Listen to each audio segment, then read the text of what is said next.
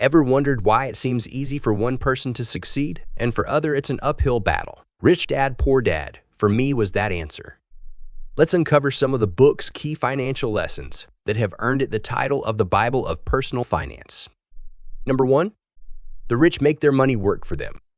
You must have heard the phrase, live to work or work to live. This is one of the basic concepts addressed in the book. Most people work to survive. If they have money problems, they ride them out or ask for a raise. Unfortunately, this is the vicious cycle most middle and working class people fall into.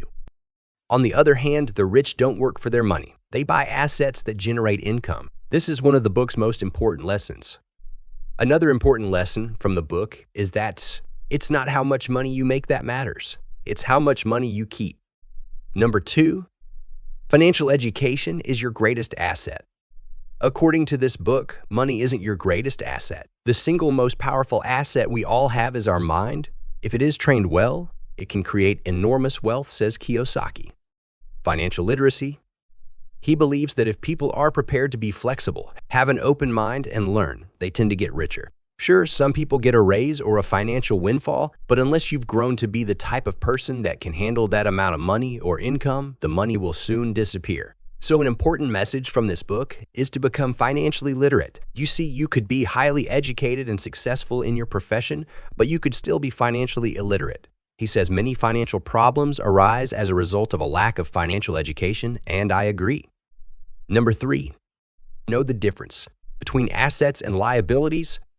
Kiyosaki explains in his book that an asset is something that puts money in your pocket, and a liability is something that takes money out of your pocket. Rich people acquire assets, shares, and property investments, and poor people add liabilities, commitments, and obligations. Kiyosaki says don't buy liabilities on your way to financial freedom. People buy liabilities and think these are assets, but they are not. Many people buy luxuries first, like big cars, heavy bikes, or big houses to live in. But the rich buy assets first, and the income from their assets buy luxuries.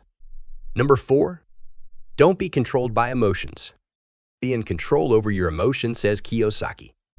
Do not let fear or the opinions of the general public or the media dictate your actions. Kiyosaki reminds us that when share prices decline, people get scared, run away, or sell up. Most people's lives are controlled by the two emotions of fear and greed. Fear keeps people in this trap of working hard, earning money, working hard, earning money, and hoping that it will reduce their fear. They're scared of investing or taking a leap of faith and opening up a business.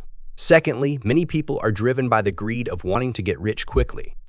That's why it's important to have a plan, either a strategic property investment plan for your investments or a business plan for your business. If you don't have a plan, when things get rough, you tend to default to what other people are doing, what the media is telling you, or what other people are saying.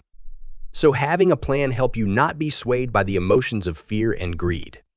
Number 5, work to acquire life skills, not for money. Another of the book's great teachings is that work is to be used as a platform to improve the skills you have. In other words, work to learn, don't work to earn. Find a job where you can learn life skills. Kiyosaki thinks people are one skill away from great wealth. He stresses that learning can make you much more knowledgeable and can provide you with unique skills to improve your professional situation. Rich Dad, Poor Dad lesson. He suggests, a little about a lot. Learn something about accounting, investing, markets, the law, sales, marketing, leadership, writing, speaking, and negotiating. An investment in knowledge pays the best interest.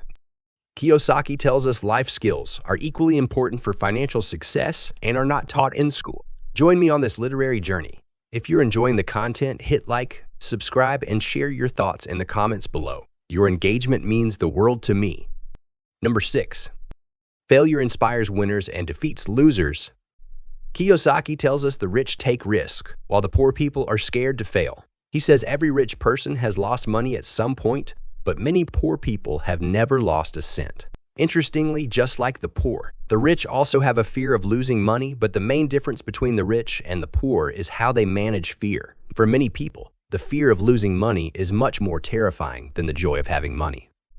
Playing not to lose money means you will never make money. Kiyosaki teaches us not to be afraid of losing and to be bold enough to admit and learn from our failures. Failure inspires winners and defeats losers. When something does not work out the way you planned, let it inspire you to try a different approach. Learn and move on.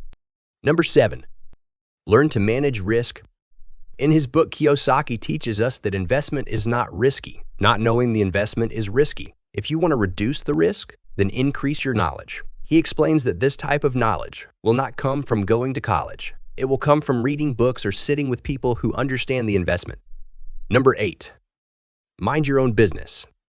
Kiyosaki also encourages his readers to start a business. He says if you have a job, keep your job and start a part-time business and work it. Never leave your job until you build your own business.